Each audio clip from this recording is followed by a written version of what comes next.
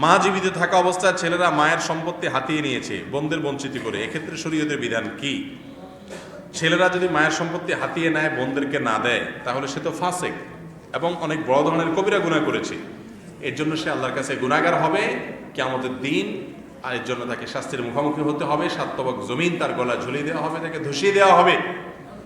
এটা অনেক বড় ডেঞ্জারাস অপরাধ। আমি প্রায় সময় বলি যে রাস্তায় দাঁড়িয়ে ছুরি নিয়ে পিস্তল নিয়ে ডাকাতি করেন, সেটা কারণে গুনাহ একটু কম হবে বোনের সম্পত্তি মারার চাইতে। কেন কম হবে জানেন? কারণ অপরিচিত মানুষের সম্পদ লুণ্ঠন করেছেন, এখানে একটা কবিরা গুনাহ করেছেন, হারাম কাজ করেছেন। আর বোনের সম্পদ অন্যায়ভাবে লুণ্ঠন করেছেন, ডাবল গুনাহ করেছেন। এক তো অন্যের সম্পদ লুণ্ঠন, আবার আত্মীয়তার সম্পর্ক নষ্ট, ডাবল অপরাধ। এই জন্য সাবধান থাকতে হবে।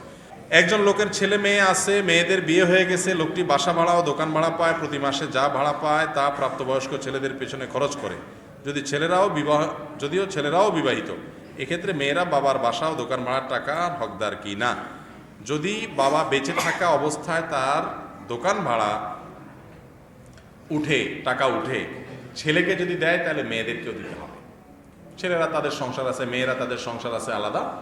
যদি ছেলেদেরকে দিতে হয় উপহার হিসাবে, উপঢৌকন হিসাবে, তাহলে সমান হারে কাকে দিতে হবে? মেয়েদেরকেও দিতে হবে। শুধু ছেলেদেরকে দিবেন, মেয়েদেরকে দিবেন না, বা মেয়েকে দিবেন ছেলেকে দিবেন না, একজনকে দিবেন বেশি আরেকজনকে কম দিবেন, এটা জায়েজ নাই। নবী সাল্লাল্লাহু আলাইহি ওয়াসাল্লাম বলেছেন, ইত্তাকুল্লাহ ওয়াদিলু বাইনা আওলাদিকুম, আল্লাহকে ভয় করো আর তোমাদের সন্তানদের মধ্যে ইনসাফ এবং সমতা বজায় রাখো, কোনো জুলুম যেন না হয়।